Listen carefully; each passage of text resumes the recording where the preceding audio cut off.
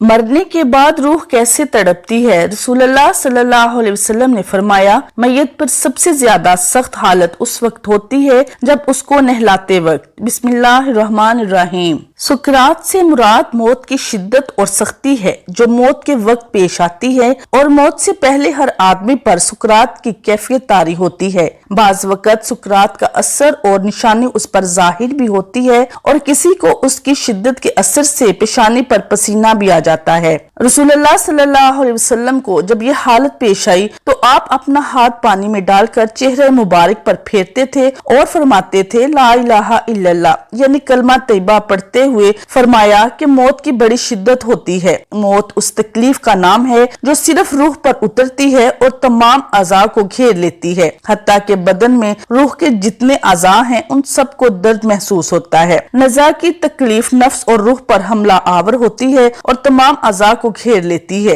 क्योंकि हर रग, हर पट्टे, बदन के हर हिस्से, हर जोड़ पर, बाल, हर जड़ और खाल के नीचे से, हाथ तो ये कि सर की चोटी से पहलुओं तक हर जगह से रूह को निकाला जाता है। इसलिए तुम उसके कुर्ब और तकलीफ का हाल न पूछो। हत्ता के बुजुर्गों ने फरमाया, मौत तलवार की धार, आरे के चीरने और कैंची की काट से ज्यादा तकलीफ दे और सख्त है, क्योंकि बदन को तलवार से काटा जाए तो सिर्फ उस लिए तकलीफ होती है कि बदन का रूह से ताल्लुक है, तो जब सिर्फ रूह को सदमा पहुंचे तो किस कदर तकलीफ होगी। नीज जब किसी शख्स को मारा जाता है तो वो मदद भी मांग सकता है और चीख भी सकता है, क्योंकि उसके दिल और जबान में ताकत मौजूद होती है, लेकिन मरने वाले की आवाज और चीखों पुकार सख्त तकलीफ की वजह से खत्म हो जाती है, क्योंकि रूह निकलने की बेइंतहा तकलीफ होती है और ये दिल पर सवार होकर पूरी कुव्वत को खत्म कर देती है। मरने वाले के आज़ा कमजोर पड़ जाते हैं और उसमें मदद मांगने की ताकत नहीं रहती।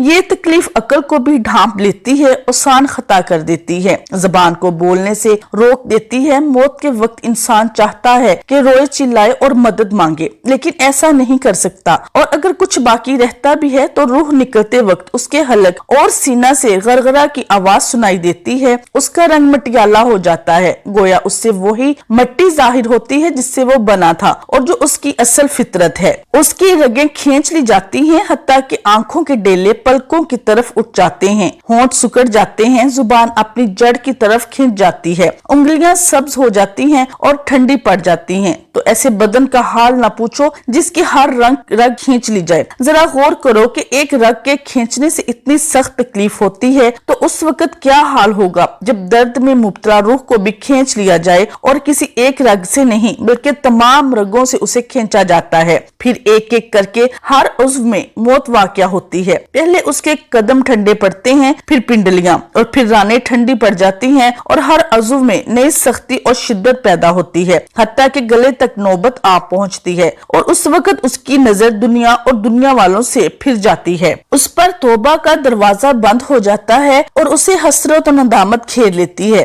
मौत के वक्त मुसलमानों को जो तकलीफ होती है उस पर अल्लाह रब्बुल इज्जत की जानिब से उन्हें नेकियां अता की जाती हैं, जैसा कि सुनन अबी माजा में रिवायत है। हजरत आयशा रज़ियल्लाहु तआला अन्हा से मरवी है कि रसूल अकरम उनके पास तशरीफ लाए, इस हाल में कि उनके पास उनका कोई करीबी रिश्तेदार मौत की सख्ती में मुब्तला था। रसूल अकरम सल्लल्लाहु अलैहि वसल्लम ने मुशाहदा फरमाकर हजरत आयशा से फरमाया, अपने रिश्तेदार पर गमगीन ना हो, इसलिए कि ये उसकी नेकियां हैं। इस हदीस से मालूम होता है कि मौत के वक्त होने वाली सख्ती मरने वाले की बदअमालियों का हरगिज नतीजा नहीं होती। मुसलमानों के हक में उस पर अजर सवाब और गुनाह की माफी की उम्मीद रखनी चाहिए। जब हजरत सैयदना जाबिर बिन ज़ैद रज़ियल्लाहु तआला अन्हु की वफात का वक्त हुआ तो उनसे पूछा गया कि आपको किस चीज की ख्वाहिश है। इरशाद फरमाया, हजरत सैयदना इमाम हसन रज़ियल्लाहु तआला अन्हु को देखना चाहता हूँ। हजरत सैयदना हसन रज़ियल्लाहु तआला अन्हु ने फरमाया, ए जाबिर, रसूल अकरम सल्लल्लाहु अलैहि वसल्लम का फरमान है,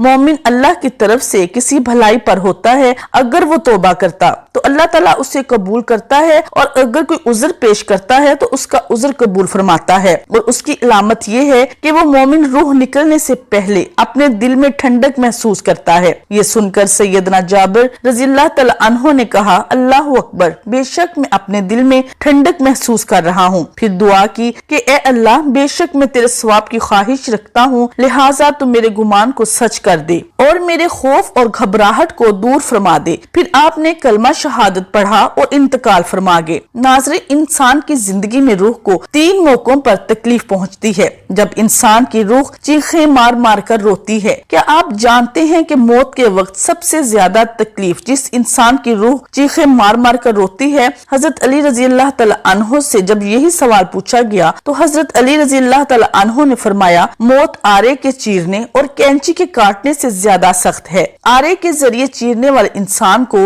आरे या कैंची के जरिए कटने से इतनी तकलीफ नहीं होती जितनी मौत की दबोच में आने वाले इंसान को होती है। इंसान की जिंदगी में रूह को 3 मौकों पर शदीद सदमा पहुंचता है। इंसान की रूह धाड़े मार मार कर रोती है। वो 3 मौके कौन कौन से हैं? नंबर 1, इंसान के ये जानने के बावजूद भी कि ये गुनाह कबीरा है, ये गुनाह अजीम है, अल्लाह ताला ने ये गुनाह करने वाले इंसान पर गजबनाक होता है, ये जानने के बावजूद भी इंसान किसी गैर महरम औरत को जब नंगा करता है, नंगा करके अपनी आंखों से देखता है, अपने कानों से सुन के उसे हवस का निशाना बनाता है। ये वो लम्हा होता है जब इंसान की रूह धाड़े मार मार कर रोती है, जब इंसान की रूह को सदमा पहुंच रहा होता है, ठेस पहुंच रही होती है। ये वो लम्हा होता है कि जब आसमान के नूरी फरिश्ते उस जानी पर लानत कर रहे होते हैं, जानिया औरत और जानी मर्द पर लानत कर रहे होते हैं। हालांकि अल्लाह ताला के नूरी फरिश्ते अल्लाह ताला के हुक्म के बगैर पर भी नहीं मार सकते और लानत करते हैं। ये भी अल्लाह ताला के हुक्म पर ही लानत फरमाते हैं। फरमाया, जब इंसान अपनी आंखों के सामने गैर महरम औरत को नंगा करके हवस का निशाना बनाता है, ये वो लम्हा होता है, ये वो मौका होता है जब इंसान की रूह धाड़े मार मार कर चीखती चिल्लाती है। दूसरा वो कदम जब इंसान वालिदैन को इतना दुख, इतनी तकलीफें देता है कि वालिदैन उस इंसान के हक में बददुआएं करना शुरू कर देते हैं और ये बदबख्त इंसान अपनी आंखों के सामने वालिदैन से बददुआएं लेता है। जब वालिदैन बददुआएं दे रहे होते हैं, ये वो बदबख्त इंसान वालिदैन को देख भी रहा होता है, उनके मुंह से निकली बददुआएं अपने कानों से सुन भी रहा होता है। ये वो लम्हा होता है जब इंसान की रूह रो रही होती है। तीसरा मौका जब मौत का फरिश्ता हजरत इस्राईल अलैहिस्सलाम इंसान की रूह को जिस्म से अलग करते हैं,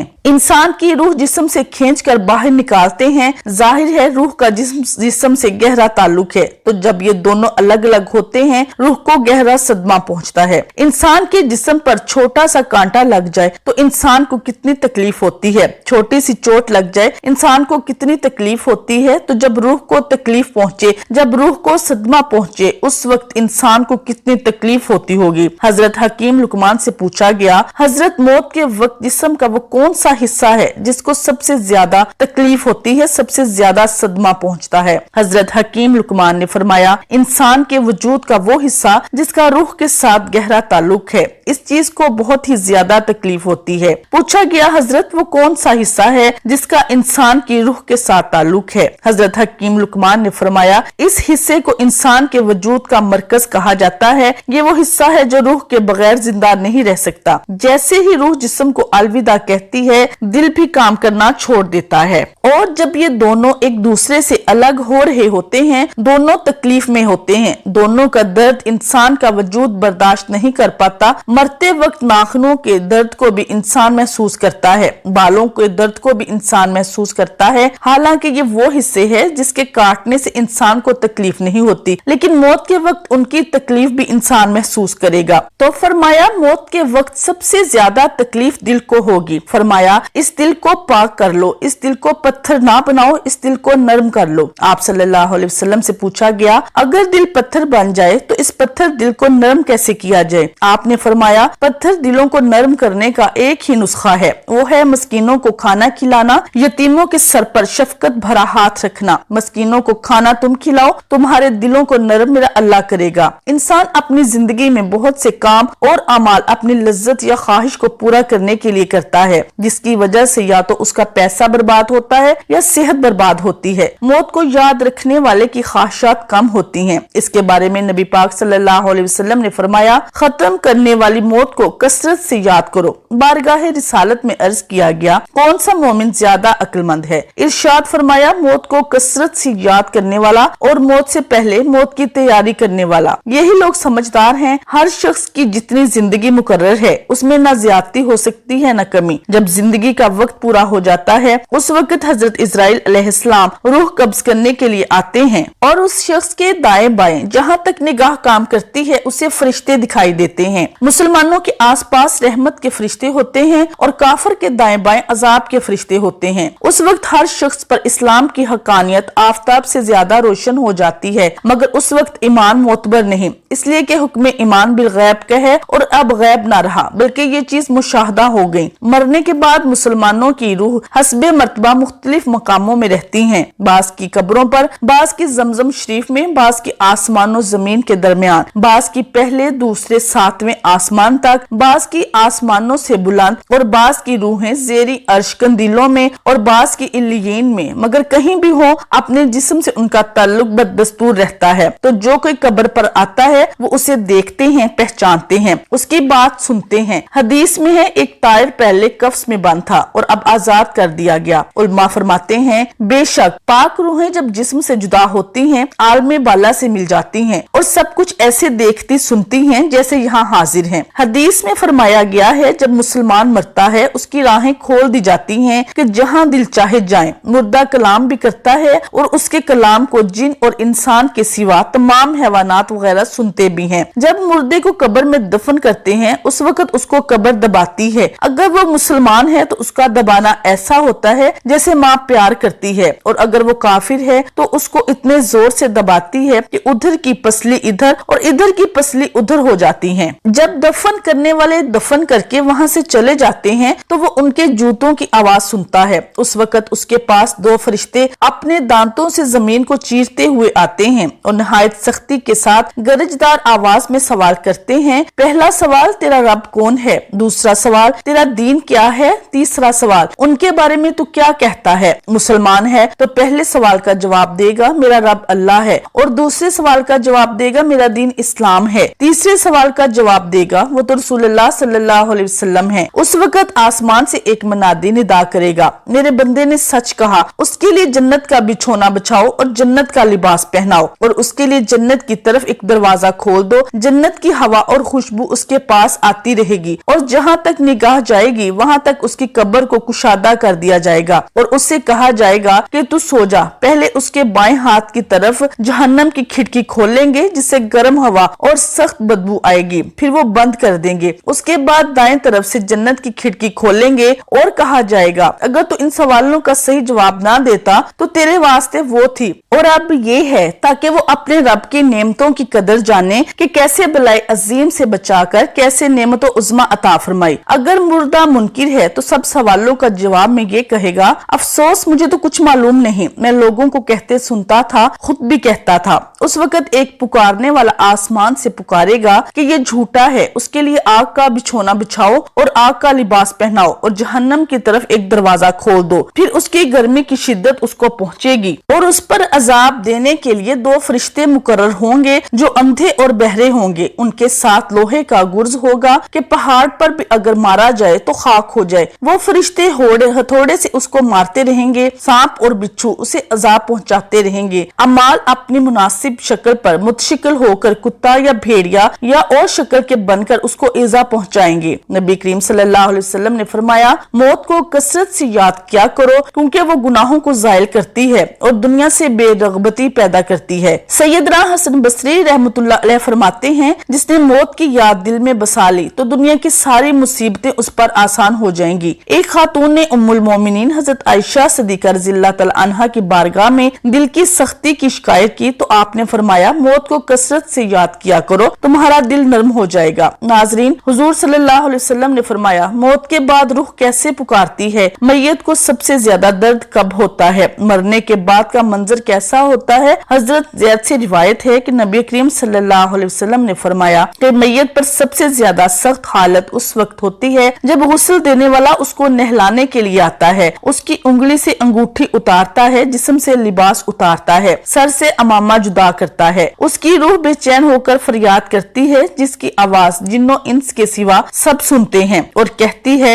ए नहलाने वाले तुझको खुदा की कसम मेरे कपड़े बहुत नरमी से उतारो क्योंकि मलकल मौत के पंजे की तकलीफ से मुझे पूरी तरह अभी आराम नहीं मिला। और जब उसको तख्ते पर लिटाकर उस पे पानी डाला जाता है तो रूह चिल्लाती है नहलाने वाले پڑے تجھے خدا کی قسم مجھے آرام سے ہاتھ لگاؤ، کیونکہ وہ جان کنی کی سختی سے زخمی اور چور چور ہے۔ اور جب نہلا کر اس کو کفن پہناتے اور پاؤں کی طرف سے باندھ دیتے ہیں تو میت کہتی ہے اے غسل دینے والے، خدا کے لیے اب میرے سر کی طرف سے میرے کفن کو گرا نہ لگانا، تاکہ میری بیوی بچوں اور تمام رشتہ دار دنیا میں آخری بار میری صورت دیکھ لیں، کیونکہ آج میں یہاں سے جا رہا ہوں اور آپ قیامت تک یہ میری صورت نہیں دیکھیں گے۔ پھر جب اس کا جنازہ تیار ہو کر گھر سے باہر نکالا جاتا ہے تو روح پکارتی ہے اے جنازہ اٹھانے والوں، خدا کے واسطے ابھی جلدی نہ کرنا تاکہ میں اپنے بال بچوں اور عزیز و اقارب سے رخصت ہو لوں۔ اے جنازہ اٹھانے والوں، میں اپنی اولاد کو آج یتیم اور بیوی کو بیوہ چھوڑے جاتا ہوں، خدا کے لیے میرے بعد ان کو تکلیف نہ دینا۔ میں اپنا گھر اور مال و اسباب دوسروں کے لیے چھوڑے جاتا ہوں، اب یہاں کبھی واپس نہ آؤں گا، قیامت تک کسی کی صورت نہ دیکھوں گا۔ پھر جب جنازہ اٹھا کر لے چلتے ہیں تو میت کہتی ہے اے میرے بھائیوں، میں نے آج تک جو کچھ مال و اسباب جمع کیا تھا وہ صرف وارثوں کے لیے تھا،